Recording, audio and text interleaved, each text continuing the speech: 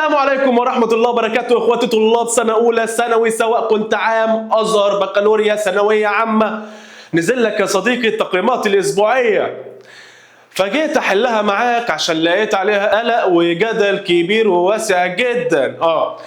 عشان اقول لك معلومه، لو الفيديو ده اول فيديو بتشوفه ليا فانا منزل اول محاضرتين، روح اتفرج عليهم فيهم الفصل الاول بتاع ماده البرمجه والذكاء الاصطناعي لسنه اولى ثانوي. قررنا نشرح المنهج كامل على اليوتيوب مجانا بدون اي مقابل، بس طالبين منكم دعوات مش اكتر.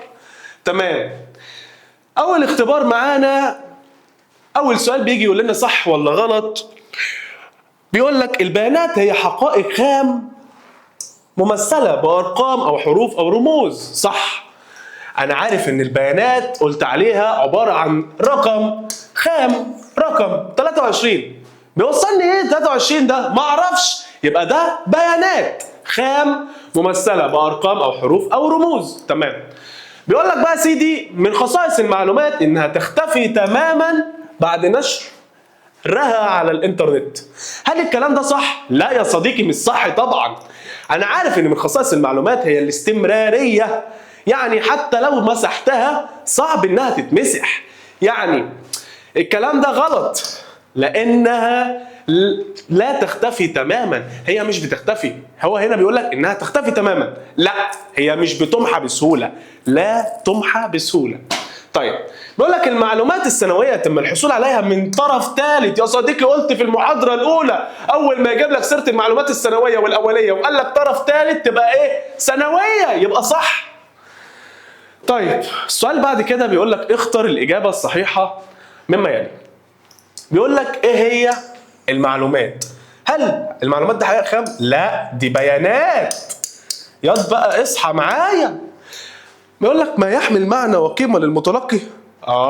أنا عارف إن المعلومات هي حاجة لها معنى، حاجة لها معنى للمتلقي يا ولد. يبقى إذن ب هي الإجابة الصحيحة. المعرفة تعني نسخ المعلومات؟ لا. تحليل وتنظيم معلومات لحل المشكله؟ صح، هي دي الاجابه. ازاي يا هندسه؟ فهمني فكرني. مش انا قلت ياض ان المعرفه دي هي معلومه خدتها حللتها فسرتها عشان احل مشكله، عشان ايه؟ احل مشكله، يبقى هي المعرفه. لو مش عارف الكلام ده روح اتفرج على المحاضره الاولى بسرعه جري، انت في مصيبه. تمام. اي من التالي يعتبر مصدرا للمعلومات الاوليه؟ هل كتاب المدرسة؟ لا، احنا قلنا الكتاب معلومة سنوية ندور وراها. تقرير عن تجربة شخصية؟ قلت لك أول ما تسمع كلمة تجربة شخصية تقول له إنها معلومات أولية عشان بتعرفها بطريقة مباشرة يا صديقي. ركز معايا بقى، يلا نخش على الاختبار اللي بعده.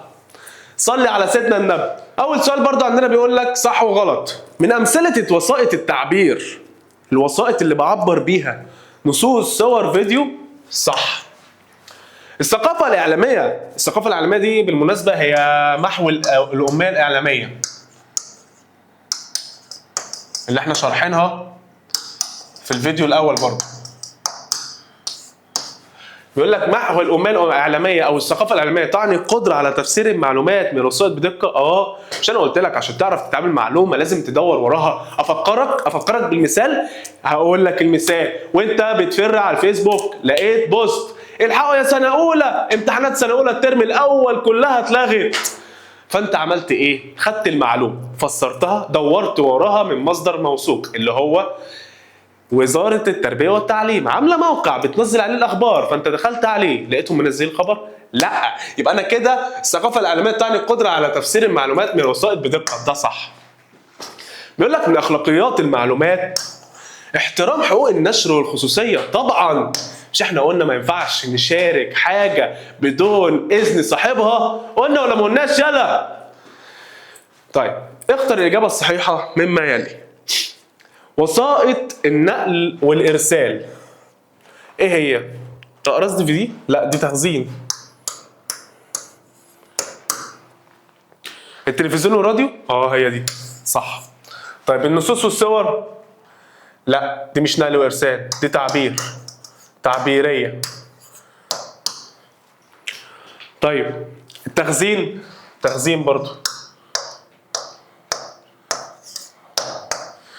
طيب اللي بعده، أما النقاط التالية يعد انتهاكا لأخلاقيات المعلومات. هل التحكم في المصادر انتهاك؟ لا.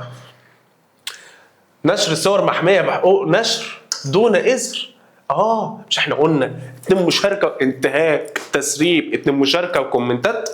أنا لما أشارك دلوقتي صور محمية بحقوق نشر دون إذن المؤلف بتاعها، هي دي يعتبر انتهاكا لأخلاقيات المعلومات. بيقول لك من المشاكل التاليه يعتبر على انتحال هويه. هل مشاركه الفيديو انتهاك هويه؟ انتحال هويه؟ لا. طيب ادعاء شخصيه شخص اخر لسرقه الحسابات؟ صح. انتحال هويه ان انا بمثل ان انا شخص تاني، عشان لغرض شخصي، اسرق حساباته، اسرق فلوسه، اسرق اي حاجه. استخدام الهاتف اثناء المشي؟ لا، دي بتيجي من ايه؟ من ادمان الانترنت والمشي اثناء استخدام الهاتف. دي من مشاكل الوسائل التواصل الاجتماعي والانترنت. نشر اشاعه؟ لا برضه. صلوا على سيدنا النبي. وها هنا قد انتهينا يا صديقي، حلينا اول اختبارين من التقييم الاسبوعي. استنى ان شاء الله الاسبوع الجاي المحاضره الجديده الاختبار الثالث والتقييم الاسبوعي الجديد اللي هينزل ان شاء الله. السلام عليكم.